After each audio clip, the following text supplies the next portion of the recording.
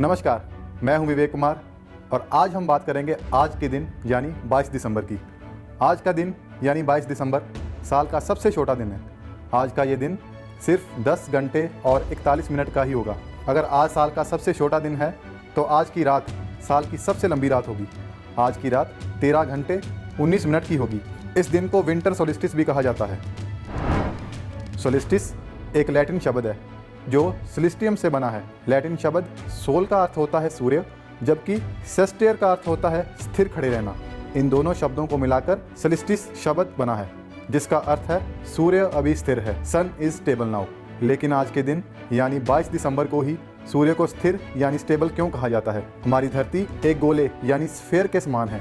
इस गोले को इक्वेटर यानी भूमध्य रेखा नाम की एक काल्पनिक रेखा यानी एक इमेजिनरी लाइन दो भागों में बांटती है। जब एक स्फेयर यानी गोला दो भागों में बंट जाता है तो उसे हेमिस्फेयर बोलते हैं। और इक्वेटर के द्वारा धरती को दो हिस्सों में बांटने के बाद दो हेमिस्फेयर यानी गोलार्ध बन जाते हैं। एक उत्तरी गोलार्ध यानी नॉर्दर्न हेमिस्फेयर और एक दक्षिणी गोलार्ध यानी साउदर्न हेमिस्फेयर।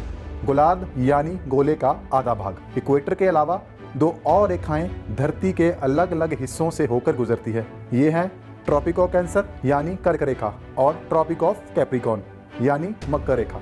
ये दोनों रेखाएं धरती के 23.5 डिग्री लैटिट्यूड से गुजरती हैं। ट्रॉपिक ऑफ कैंसर यानी कर्क रेखा नॉर्दर्न हेमिस्फेयर के 23.5 डिग्री लैटिट्यूड और Tropic of Capricorn southern hemisphere यानी दक्षिणी गोलार्ध के 23.5 डिग्री लैटिट्यूड से होकर गुजरती है। ये दोनों रेखाएं सिर्फ 23.5 डिग्री लैटिट्यूड से ही इसलिए गुजरती हैं क्योंकि धरती अपनी ओरिजिनल एक्सिस यानी अपने मूल अक्ष से 23.5 डिग्री झुकी हुई है।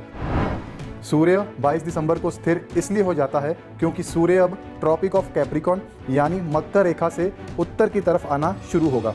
बता दें कि Tropic of Capricorn southern hemisphere में वो रेखा है जिसके बाद सूर्य दक्षिण की तरफ जाना रुक जाता है, यानी सूर्य की दक्षिण की तरफ यात्रा का ये आखिरी पॉइंट है।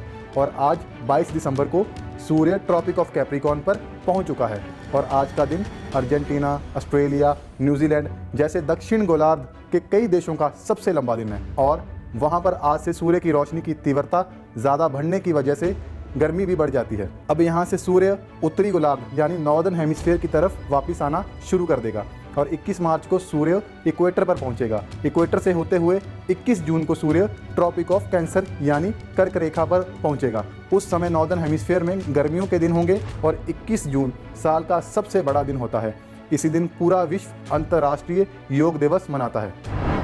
एक साल में सूर्य 2 बार इक्वेटर पर आता है। ये 2 दिन कौन से हैं? 21 मार्च और 23 सितंबर। जब 21 मार्च को सूर्य इक्वेटर पर आता है तो उस दिन या स्थिति को कहते हैं स्प्रिंग इक्विनॉक्स यानी वसंत विषुव।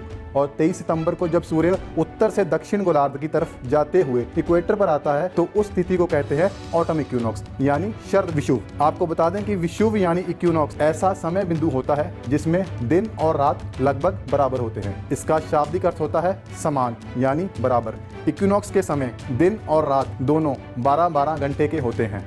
जब सूर्य साउदर्न और नॉर्दर्न हेमिस्फीयर में सर्दियों और गर्मियों के मौसम धरती के 23.5 डिग्री झुके होने की वजह से होते हैं। जब सूर्य साउदर्न हेमिस्फीयर यानी दक्षिणी गोलार्ध में ट्रॉपिक ऑफ कैप्रिकॉर्न पर होता है तो उस समय धरती के ओरिजिनल एक्सिस से 23.5 डिग्री झुके हुए होने की वजह से दक्षिणी हिस्से पर सूर्य की रोशनी की तीव्रता का ज्यादा प्रभाव होता है।